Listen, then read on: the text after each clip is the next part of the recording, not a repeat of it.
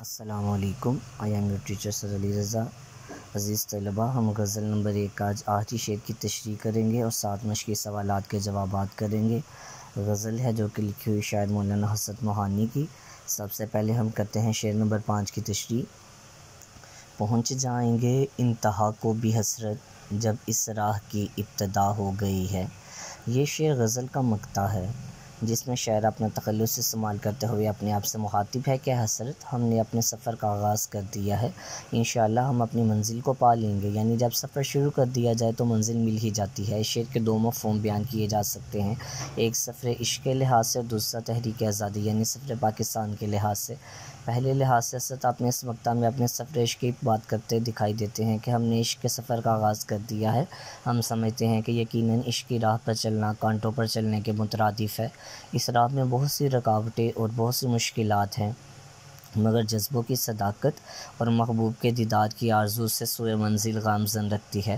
عزم و استقلال اسے منزل پر پہنچا دیتے ہیں۔ گویا کہ دوسرے لحاظ سے دیکھا جائے تو حسرت کا اشارہ اس شعر میں تحریک پاکستان کی طرف، چونکہ حسرت تحریک پاکستان کے سرگرم رکن ہونے کے ساتھ ساتھ عظیم سیاسی رہنما بھی تھے، وہ پرجوش مقرر بھی تھے اور بے باک صحافی بھی۔ پاکستان کے اصول میں ان کی خدمات قابل قدر ہیں۔ دیکھتے ہیں سوالات کے جوابات۔ پہلا سوال، شاعر کے ہاں مصیبت کے راحت فضا ہونے کی وجہ کیا ہے؟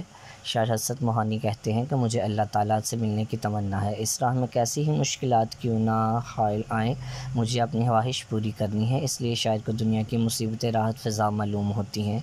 دوسرا سوال، کون سے راستے پر چلنے سے مصیبت خوشی میں تبدیل ہو جاتی ہے؟ جواب، شاعر حسرت موہانی کے بقول محبوب کے در کی طرف جانے والے راستے پر چلنے سے مصیبت خوشی میں تبدیل ہو جاتی ہے۔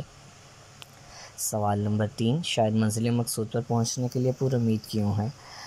شاعر سمجھتا ہے دنیا ایک سفر ہے اور سفر ایک نہ ایک دن ختم ضرور ہو جاتا ہے اور انسان منزل مقصود کو بالاخر پا ہی لیتا ہے۔ شاعر سمجھتا ہے کہ اس دنیا کا سفر ختم ہوتے ہی وہ اپنے محبوب حقیقی یعنی اللہ رب العزت کو پا لے گا یا پا لوں گا، یہی میری منزل مقصود ہے۔ آخری سوال میں شاعر حسرت موہانی کی اس غزل کے قوافی اور ردیف الگ الگ کریں۔ بیٹا، غزل کے ہر شعر کے آخر میں ہو بہو دہرائے جانے والے الفاظ ردیف کہلاتے ہیں۔ اس غزل کی ردیف ہو گئی ہے، جبکہ ردیف سے پہلے آنے والے ہم وزن اور ہم آواز الفاظ یعنی ملتے جلتے آواز کو قوافی کہتے ہیں۔ اس غزل کے قوافی درج ذیل ہیں: فضا، رہنما، صبا، خطا، کیا، ابتدا۔